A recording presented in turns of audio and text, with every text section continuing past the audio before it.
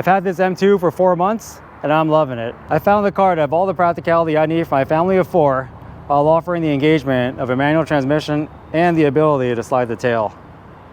Ride quality is firm, not harsh. This is a great daily driver.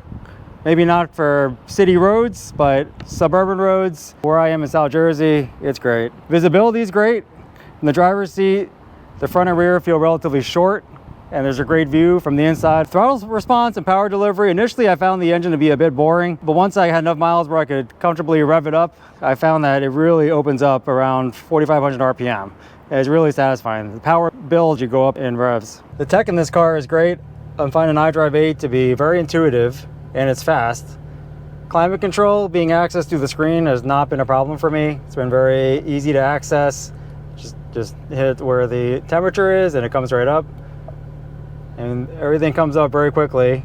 And I'm a Tesla owner. Going back and forth between that car and this car, I don't feel that there's anything lacking in speed electronics of this car. This car has Apple CarPlay and Android Auto.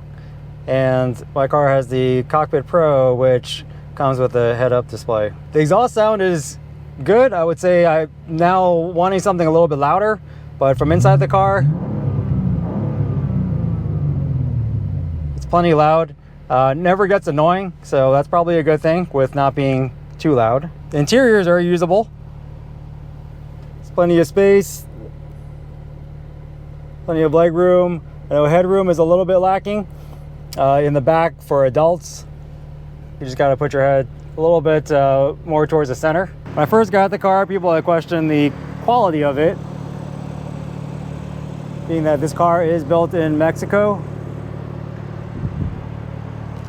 I didn't have any bias, and looking at the panel gaps, having washed the car many times, I personally think the quality of the car is good. I haven't noticed any squeaks or rattles or anything unusual with the build of the car. And my initial impression was the leather was a little wrinkled, but I think that's more of a material selection than build quality. But overall, very happy with the quality of this vehicle. The looks are subjective, but I personally like the look of this car. I think it's very aggressive. It reminds me of the E30 M3 with the aggressive fender flares and the pull-up door handle. I think this car is a throwback. I mean, E30 has a very stubby front nose, just like this car, and that becomes very apparent to me when I park next to my Model S Plaid and my 911. The front of this car is very stubby. It is not sleek by any means, but that's not what this car is trying to be. Personally, I think it looks great, but hey, I have a Bulldog. Maybe I just like that kind of look. My only 2 complaints with the car are really minor. There's the difficulty I have with reaching the seatbelt, but that is a function of my height and the fact that this is a long door. I haven't had that problem with other 2-door cars that I've owned. And the second is the cell phone. There is no good place to put my cell phone where it is visible. It just doesn't fit well there. I keep it inside the armrest now, and that's where it charges. With Apple CarPlay, or in my case Android Auto, I don't really need to access my phone. So it's not really a problem, but if I were to spec an M2 again, I would get the wireless charger. It's $200, and with the wireless charger, you would have enough room for your phone in front of the cup holder. I personally think the G87 M2 is all the M car that I need. I don't really see a case for the M4 anymore, at least not the rear-wheel drive M4, unless you're looking for more color options or you want full leather. But the base price of the M4 is $15,900 more than the M2.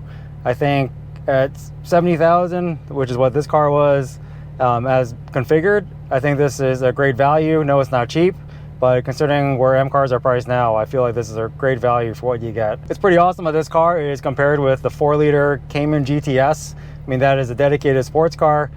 Don't expect this car to be better than it, but the fact that there are journalists that are comparing this M2 with the Cayman GTS is really impressive and telling of the performance of this car. So this car performs great, but has practicality to be a daily driver. Practical enough to be your only car. And I think the M2 is a great M car in terms of being dual purpose. It is a performance car, but also practical. So I'd like to hear your thoughts on the M2. Please leave your comments and questions in the comment section. Always appreciate those, and appreciate your support for this channel. If you like this video, please give it a thumbs up. And if you haven't already, appreciate if you would subscribe to this channel. Thanks. Bye for now.